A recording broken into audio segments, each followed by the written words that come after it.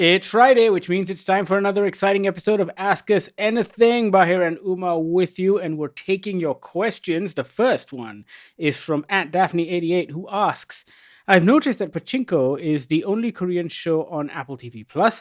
The quality of shows on Apple TV Plus have been pretty outstanding. So my question is, if I'm not part of the K-drama fandom, will I still enjoy this show as I am intrigued by the recognition it has gotten and a renewed second season? Yes, the second season drops mid-August. So there is another Korean show on Apple TV Plus. It came out a couple of years ago. It's called Dr. Brain. But for the most part, Daphne, you are right. There are very few Korean shows on Apple TV Plus. And before we talk about Pachinko, I have to say this. I'm glad that HBO, Apple TV Plus aren't just jumping on the K-drama bandwagon. So if you look at other streaming services, actually, if you're subscribed to other streaming services and you get their weekly or monthly newsletter, you will see that most of the time, all they're doing is pushing their K content, right? And it's really a marketing effort more than anything else. They think Malaysian audiences just love K dramas. So the way to get new subscribers is to show off how much K drama they have. Yes, we're looking at you, Disney Plus and Netflix.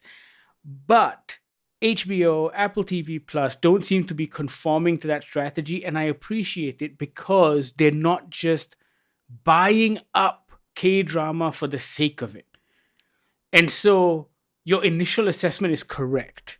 I think when I see something like this on Apple TV Plus, or if I see something like this on HBO, my first thought is, oh, it's a quality judgment. And therefore, it must be good because they're not just flooding their service with this sort of content in order to dupe subscribers into signing up. The difference with someone like Apple TV Plus and HBO is that they're not just hoovering up content, they're creating their own content. Whether or not it falls under the guise of a air quotes K drama, I think is secondary. They're creating original content in the Korean language with Korean filmmakers, by the way. And that makes it very interesting. So even the filmmakers who are coming on board don't have to adhere to an expected form when they're creating these kinds of things, right? Like we've seen the stuff come out of Netflix. The first couple have been decent, and then it just is a matter of flooding their service with content in the Korean language that is also K-drama in genre. And I think that does the platform a disservice because there's no quality control. They're just taking whatever they want. And I feel like that isn't valuable to the audience. So Pachinko is based on an incredibly just fantastic novel. And I wouldn't call it a K-drama, Daphne. I would call it a drama that happens to be set in Korea and Japan. It is incredible. Like, the series is great. Season 2 is coming out. The way they handle the bilingual nature or trilingual nature of the series is very clever. The acting is superb. The production value is just wow. Like, everything about it is great. I really enjoyed it. It's emotionally moving. It's just a very good show. So yes, please do check it out. My mother-in-law, who dislikes Korean dramas, absolutely loves Pachinko. And so what Bahir said was true. It doesn't conform to the template. So it doesn't feel like a K-drama. When you say K-drama and when people make K-dramas, it's like the Bollywood formula where, oh, look, people are singing and dancing and there are certain tropes that they need to hit. K-dramas are the same. The staring longingly into each other's eyes for what feels like an eternity without any dialogue or conversation and just longing music is anyway. Or the multiple reaction shots. Like, I don't need 7 of them. I don't. I just really don't. None of that is in Pachinko. So it is just a very well-made premium drama. So do yourself a favor and check it out. At Cinnamonish asks, Hirokazu Koreeda has been described as a family-centric director, a label which he has said isn't entirely accurate. What would you guys describe him as a director? The only thing I've seen of his is the Makanai, the series on Netflix, and I love that thing. I don't know if it's family-centric. I think the more I've seen Japanese films, or rather the Japanese films that I have loved in the last couple of years have been the slice of life stuff. And the Makanai, despite there being a central character and a central plot, it's still very much a slice of life. And I love that. So there is a style that Koreda employs, and the Japanese have a word for it. It's called shomingeki, and basically he directs moments as opposed to finding dramatic tension and conflict. So small, meaningful moments are what all of his movies are about. And that is the style that he uses in nearly all of his films. So I wouldn't call him a family centric director, but I think I would call him a character centric director. So even if you take the Makanai as an example, yes, it is rooted in individual characters and the small, meaningful moments in their lives, and that is what you get invested in. And so that, I think, is how I would describe Koreda. We will be talking to him soon, so we can ask him ourselves. Hey! We're stealing that question. At Travesty asks, with Glenn Powell's rising fame, which superhero or iconic TV/movie character should he portray? Easy. Oh, I know where you're going with this. You know what I'm going with this. Hal Jordan. That's it. For me, Hal Jordan. Case closed. Game over. It's interesting because we're both going DC, but I have one that's a bit out of left field for you, Bahir. You shut up. Booster Gold. No, Yes, fuck Booster Gold. Come on. Fuck Booster Gold. Look, you fuck off. Booster Gold cannot be. He's Booster blonde. Gold. He's handsome. Yep. Go on. I don't give a fuck. Like, Booster Gold cannot have a rising star Hollywood actor before someone like Hal Jordan is cast. You take that back. Booster Gold has main star potential. Only because Booster Gold keeps telling people that he's got main star potential. You shut up. I do not want to see Glenn Powell as Booster Gold. Like, look, I get it. Like, he'd be perfect. However, Hal Jordan is uncasted, and you have to give it to Hal Jordan first. Yeah, founding member of the Justice League. Fuck off with your Booster Gold 21st century bullshit. Go to hell. Travesty, you see what you started. Yeah. Bahir's on his founding member of the Justice League, Yes. but no one cares. No But one knows nobody him. gives a Even shit. the fucker who talks to fish got his own movie, but no one Yes. cares about Green Lantern. Nobody gives a shit about Green Lantern. Okay, so I'm going to just sort of riff off of Travesty's question here. Are there any other, aside from like a superhero, right? Like, so is there anything else you'd like to see him in or as? Yes, I would like, and I know it'll never happen, but then again, it's Hollywood, so it might happen. But I would like to see an Airwolf reboot Oh, shit. with Glenn Powell as Stringfellow Hawk. Also because it's Ooh. the coolest fucking name on television. Stringfellow Hawk. Only in the 80s, lah. Yeah, I know. Oh, that would be good. You know, Airwolf was so funny. Like, if you watch the TV show now, Okay. the politics is fucking nuts, la, dude. It's Really? just because it's these two guys who've stolen this helicopter. They've hidden it away in a mountain, and then they go on these covert operations. But even the people who are running the covert operations don't have complete control over these guys and their helicopter, right? Santini and Stringfellow Hawk. And sometimes they just go into the Middle East la, and blow shit up. And you're just like, whoa, all right. International laws be damned. It's just Reagan era politics in a TV show. And it's fantastic. I love it. I would love That's to true. see what that's like in 2024. Unfortunately, they won't be able to. Yeah, I cannot. And I think that's kind of the problem, right? You need all of those things for it to work. But helicopters had a phase, man. Oh, helicopters totally had a phase. Airwolf, Blue Thunder. Like, there was just something cool about helicopters when we were kids. It was also that period after the Vietnam War Hueys, right? Those things Yes. were goofy as all hell. But then the Airwolf style strike helicopters came up, and that became cool. At Kailash Laxman asks, it's Comic-Con season this week. What big reveals do you think we'll get at Hall H this year? Do you think it's too early for us to get a sneaky trailer for the Superman movie next year?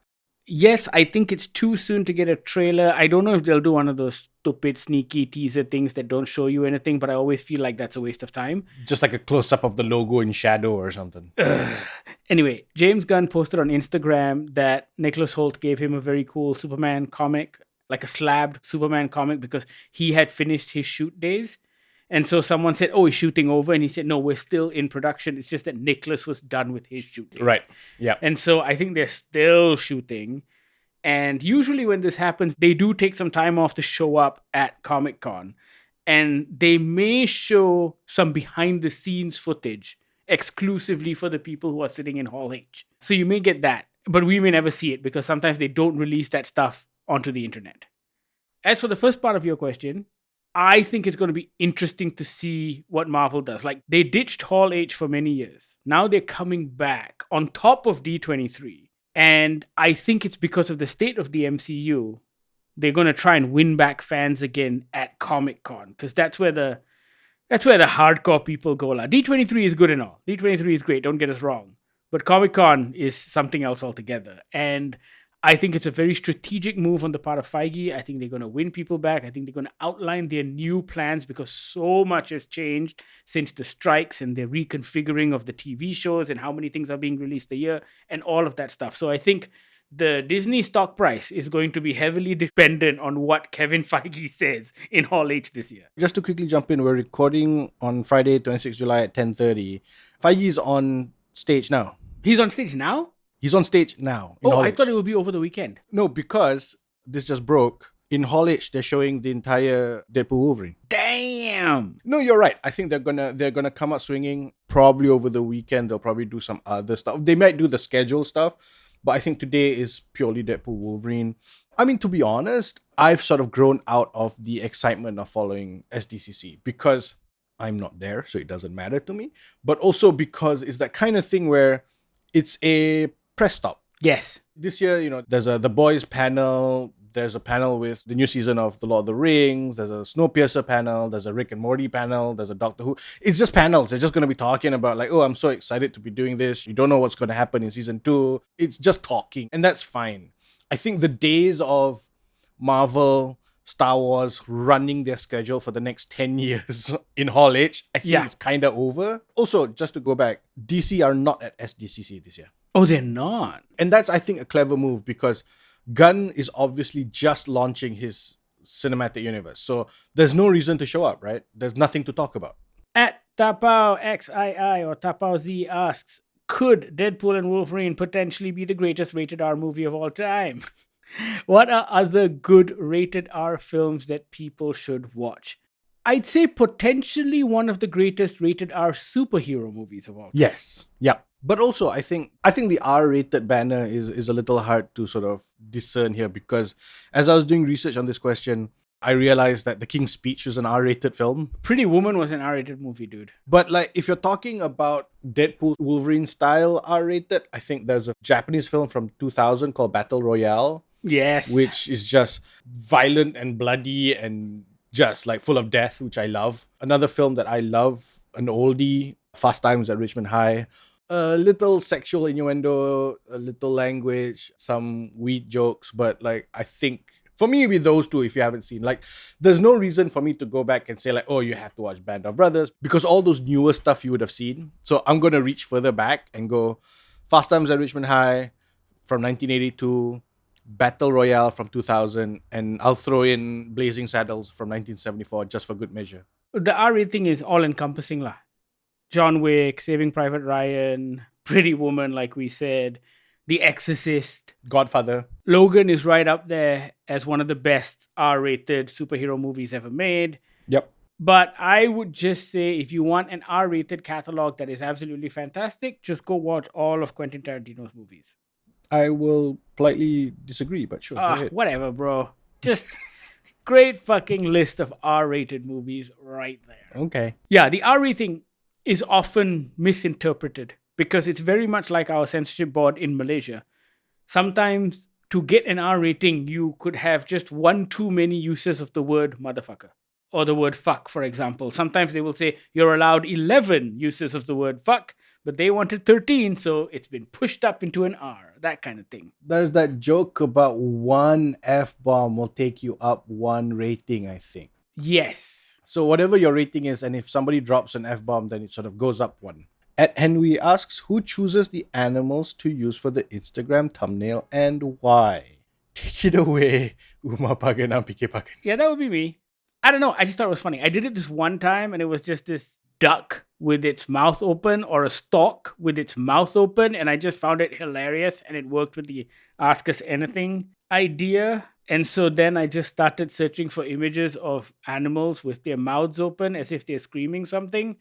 And I have a very childish sense of humor, and I just thought it was cute. So I kept on doing it. So yeah, there's your answer. There's your answer right there. I'm sure the person who reached out was hoping for a more Deep and meaningful answer with like some artistic merit. No. philosophical questions as to why the duck and not a turkey, but no. We'll get to a turkey, I'm sure. I'm sure you're gonna run out of animals soon. If I can come across a great photo of a turkey screaming into the void, boom, gobble gobble, count me in. Let's go. At Plaza Duel asks, don't you think 2024 has been a great year for sequels and prequels? I am very glad that you asked this question, Plaza Duel, because I had been making a list for Bahir and I to revisit at the end of this year as a kind of feature that we can talk about. Because if there's one thing we hate, it's all that whining that the so-called cinephiles have about, oh, it's just a year full of sequels and prequels and there's nothing new to watch in cinemas and and it's just, it's old, it drives me up the wall, and it's just annoying because it doesn't actually consider a movie for what it actually is. Yes, there are shameless cash grabs, and we hate those as much as the next guy. But I don't think you should write off cinematic universes or sequels or prequels and all of that stuff, because I think you're absolutely right. 2024 has been great for sequels and prequels. Let me just go through the list of what's out already. The First Omen, and Deadpool and Wolverine, obviously, Dune Part 2, Furiosa, Inside Out 2, Kingdom of the Planet of the Apes, Twisters, A Quiet Place Day 1, Ghostbusters Frozen Empire, Bad Boys 4. All these cinema releases have been 8 out of 10s and above, because all of them have been sequels that have truly considered the work in question and made something worthwhile out of it. They haven't felt like shameless cash grabs. The shameless cash grab would be something Beverly Hills like, Cop 4. I was going to say. Yeah, I'm so angry at that movie still. That is a cash grab. Also, we have coming out Joker 2, Beetlejuice, Gladiator 2. Now, we haven't seen those movies, but we're very excited about that because they're all sequels to movies that we quite enjoyed. Yeah. Here's hoping those hold up as well. At X-Ray and Drops asks, we all know there are many video game adaptations, but what's your favorite story from a video game? Doesn't matter adapted or not. Plus, do you like games as a form of storytelling? Second part of the question first. Sure. Not so much for me. Like, I don't play a lot of story-driven games, personally. I've played a few. I'm a big fan of Red Dead Redemption. I'm a big fan of Horizon Zero Dawn. There was a series called Just Cause a couple years ago, which I absolutely fucking love. But generally, I tend to skip the story bits. I just want to get to the action. I tried God of War, couldn't get into it. I tried Uncharted, couldn't get into it. But yeah, so that's for me. So I'm the exact opposite. I love story-driven games. I absolutely hate first-person shooters. I just find it incredibly boring. So I could maybe play a couple of rounds and then I'm just like, oh, it's the same thing over again. Okay, we've respawned. We're doing it again. All right, I'm bored. So I need the story to keep going. And I have a lot of favorites. However, I will say this. Modern-day games annoy me because there is almost too much of the cutscene before I get to play the game. There are some games, and I can't remember which ones off the top of my head right now, where when I start the game, I'm waiting 20 minutes and I still haven't played anything. Because I'm watching cutscene and videos and introductions and all of this stuff, and I'm just like, for fuck's sake, just let me play the game. And I think there was a better balance back in the day. So some of my favorite story-driven games are really from back in the day. Like, I grew up with the LucasArts games, and they remain some of my favorite games of all time because I think very few things have surpassed them with regards to story and writing and humor. I'm talking Escape from Monkey Island, Grim Fandango, Full Throttle. Man, the soundtrack for Full Throttle was fantastic. Yeah. But yeah, they had this great balance of puzzle solving, point and click adventuring, and enough story and cutscenes to keep you excited and move things along. I also like Uncharted. I like BioShock. But my favorites are still from back in the day because I think some of them were very, very clever. Final Fantasy VI, I think, remains the best Final Fantasy of all time. There was an old game on the SNES, also Square Enix, called Chrono Trigger. Oh. Which, I know of it. I've never played it. to date, I think has one of the best implementations of time travel in a fantasy setting. Like time travel in games tend to be a bit, I don't know. But Chrono Trigger was very, very good and did that very, very well. So yes, obviously you can tell Bahir and I are of a certain generation, but I really enjoy those sorts of story-driven games. I mostly play sports. Got story also in sports. The human drama, Bahir. The human drama. Yeah, I guess. At Iman Bahari asks, what are some underrated fantasy sci-fi settings that should gain more recognition in fandoms like the Orville or Warhammer, etc.? This is a very good question. However, I have to say, a lot of these so-called underrated fantasy sci-fi settings have their own niche fandoms. And a lot of them thrive in their own small way, but I'm not sure how a mass following would help. Maybe I may get finally another season of Firefly, potentially. But everyone's kind of old and moved on, and some people have died, and so I don't know what that next season would look like. But yes, Firefly is something that I absolutely love. There was only one season and a movie called Serenity. Both were very, very good. Orville's a very interesting thing. It started off as one thing and then became a better Star Trek than Star Trek towards the end of it. Warhammer, if Henry Cavill gets his way, we may finally see something come out of that, but I don't know what the situation is. I think it was Prime Video that was developing it. And so, yeah, Warhammer would be fucking cool. Like, it's crazy. For me, my issue is something like Warhammer. I've never played it, I've never engaged with it, but the concern as an outsider looking in is the sheer scale of it.